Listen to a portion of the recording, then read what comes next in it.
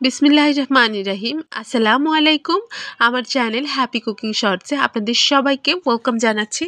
আজকে তৈরি করে দেখাবো নবাবী সেমাই। তার আগে বলে দিচ্ছি, আমার চ্যানেলের ভিডিওগুলি যদি আপনাদের ভালো লাগে অবশ্যই চ্যানেলটিকে লাইক, শেয়ার এবং সাবস্ক্রাইব করে পাশেই থাকবেন। পাশে থাকা বেল আইকনটি ক্লিক করে দেবেন যেন আমি নতুন কোনো ভিডিও আপলোড করলে আপনাদের কাছে নোটিফিকেশন চলে যায়। তো চলুন দেখে নেওয়া যাক কীভাবে তৈরি করছি আজকের রেসিপি। শুরুতে উপকরণগুলি দেখিয়ে দিচ্ছি। মেজারমেন্ট কাপের 1 কাপ পরিমাণ গুঁড়া দুধ, হাফ কাপ পরিমাণ কনডেন্স মিল্ক লাগবে। তারপর লাগবে ঘি। ঘিটা অবশ্যই ব্যবহার করতে হবে, তা না হলে কিন্তু শাহি ফ্লেভারটা আসবে না। এখানে নিয়েছি 1 মুঠ পরিমাণ কিশমিশ, এটাকে ধুয়ে সাথে সাথে পানি ঝরিয়ে নিয়েছি। এই পর্যায়ে নিয়েছি 1 মুঠ পরিমাণ কাঠবাদাম, চাইলে এখানে কাজু অথবা পেস্তাও ব্যবহার করা যেতে পারে।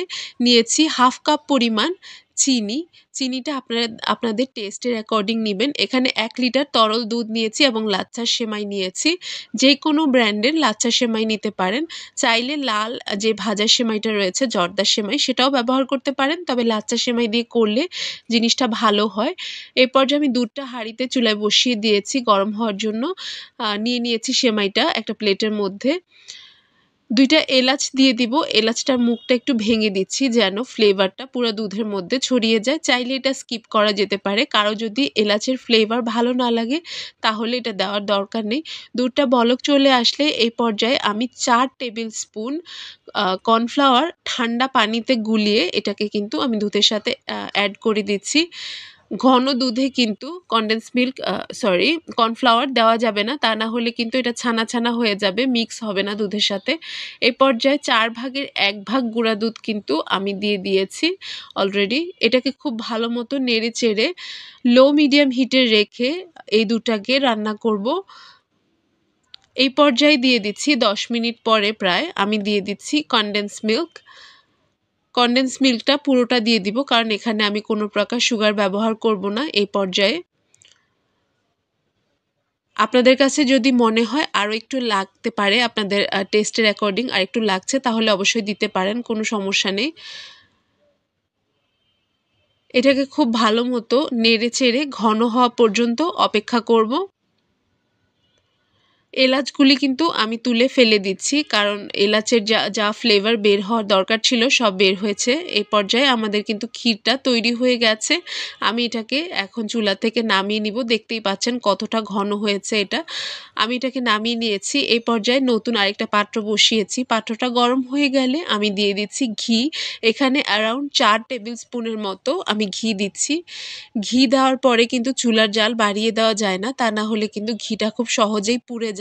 আর যেহেতু এই সেমাইটা আমি অনেকক্ষণ ধরে ভাজবো, সো চুলার জালটা কিন্তু আমি একেবারে লোতে রেখেছি। এ পর্যায়ে সেমাইটাকে দিয়ে অনেকক্ষণ সময় ধরে এটাকে নেড়ে চেড়ে ভেজে নিচ্ছি। দিয়ে দিয়েছি কিছুটা পরিমাণ ওই কেটে রাখা বাদাম, তারপর একটু কিশমিশ দিয়েছি। এখানে প্রায় 8-10টা কিশমিশ দিয়েছি, বেশি দেইনি।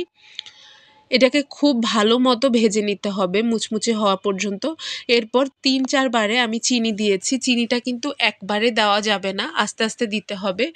এরপর দিয়ে দিচ্ছি গুঁড়া দুধ। গুঁড়া দুধটাও একই সাথে আমি এভাবে নেড়ে নিচ্ছি। গুঁড়া দুধটা দেওয়ার পরে কিন্তু খুব ঘন ঘন নাড়তে হবে, তা না হলে কিন্তু এটা পুড়ে যাওয়ার সম্ভাবনা রয়েছে।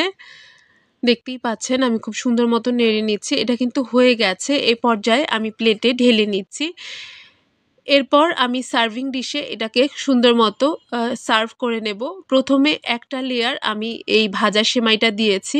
এটাকে খুব সুন্দর মতো চেপে চেপে আশপাশ জায়গাগুলি খুব সুন্দর করে সেট করে দিচ্ছি, যেন আমরা যখন ক্ষীরটা বেছাবো তখন যেন লেয়ারটা বোঝা যায়।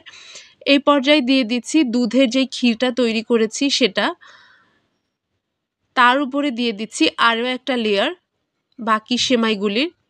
আমার এখানে 3টা লেয়ারই হয়েছে। আপনাদের যদি সেমাইয়ের পরিমাণটা বেশি থাকে এবং পাত্রটা বড় হয়, আপনারা চাইলে আরও 2-3 লেয়ার দিতে পারেন।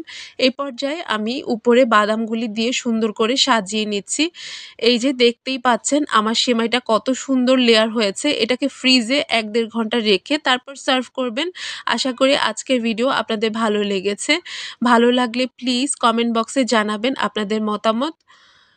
ততক্ষণ পর্যন্ত ভালো থাকবেন, সুস্থ থাকবেন। আল্লাহ হাফেজ। চলে আসবো আবার নতুন ভিডিও নিয়ে। ততদিন পর্যন্ত আমার জন্য দোয়া রাখবেন। টাটা।